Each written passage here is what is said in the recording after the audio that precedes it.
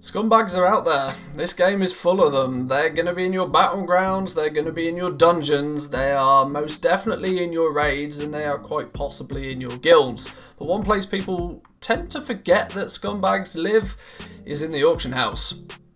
Now, some people are just not content making their gold legitimately above board and fairly. Oh no, no, no, those greedy little goblins out there, they're going to loot, pillage and steal you for every little drop of gold that you have given the first opportunity.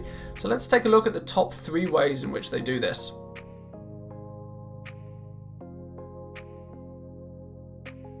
Firstly, got to start by saying I don't condone doing any of these. Whilst nothing in this video is technically against the terms of service, these are kind of highly frowned upon methods of making gold, which, whilst they may work, they're pretty much guaranteed to give you a bit of a bad reputation on your server. But starting off at number 3, we have the realm hoppers. These are people we've all experienced even if we don't realise it. Have you ever wondered where mountains and mountains of that rare material randomly appeared on your tiny little small low population realm? Or why all of a sudden there are 12 rare world drop BOE mounts being listed for less than half what they usually are? Yes, this is the work of little Johnny Realm Hopper. Yes, now he's a medium fish in a big pond for the most part, and he's looking to make himself some extra cheddar. So he loads up his bags with some cheap goodies from his home realm before looking for one of those smaller realms with the higher prices to move to. Now with his target in sight, he pays for his character transfer and off he goes. Now this is kind of somewhat normal activity for people that are just moving servers. The real scumbag move though is what happens next. Now, little Johnny is easily able to sell his items for considerably less than what the new realm's market price are, whilst also making a huge profit at the same time. This instantly devalues all of the effort and all of the time put in by the local players on that realm, instantly trashing the markets in an instant.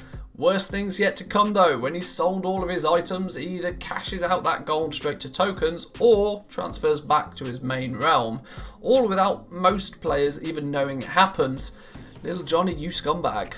Number 2, we have what are known as 400k listings.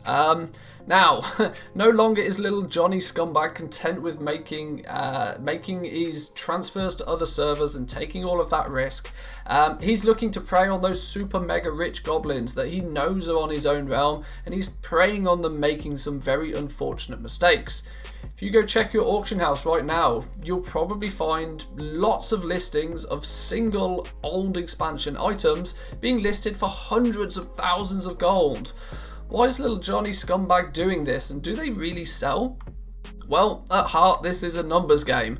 If you keep one of every cloth, leather or herb on the auction house all at these stupidly high prices, it only takes 1 or 2 mistakes from a very wealthy goblin to make you a very rich goblin. Now if you're posting 400 different materials once every 48 hours, this is maybe only going to total up to a couple of hours work a month, but that one sale over those 30 days could make a huge difference. What's worse? What's even worse? Why would you stop at your home realm? Why are you not doing this over 3 realms, 5 realms, 20 realms? Yeah, it's a numbers game and little Johnny is really proving to be a scumbag. And thirdly, the number 1 spot, the single most scumbag method of making gold in World of Warcraft, at least in my opinion. But for a second, let's do a recap. So in third place, we had little Johnny Scumbag and his realm transferring, crashing prices on realms. Now, whilst this is kind of annoying to anybody involved in the situation, it tends to only be a temporary problem. In second place, we had little Johnny Scumbag stealing from the rich. Now, if you've got 400k to accidentally buy an overpriced item, yeah, it's kind of annoying, but you can probably afford it. But in first place, we have a gold making tactic that is directly designed to steal from the poor, and that is why it gets number 1 spot on my list here today. Some of you might have guessed it by now, the smart of you have probably seen this happening. Yes, we're talking about those 10% listings. So little Johnny Scumbag, he's made himself a bit of gold at this point and has decided to lend his hand to doing some flipping and some crafting. But he's not content buying all of his materials at market price. Oh no, no, no, no. Little Johnny Scumbag wants his heavy callous hide cheap. So he goes to the auction house, he looks up the heavy callous hide, and what does he see? 400 gold? This is outrageous.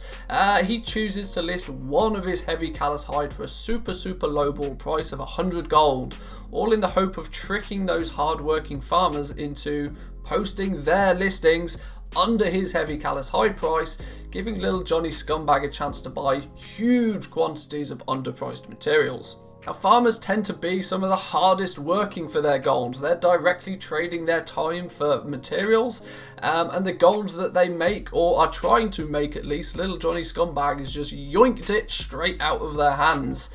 If you spot a little Johnny Scumbag doing these lowballing activities on the auction house, even if you don't need the material, make sure you buy that one item off them and remind little Johnny that he's a scumbag.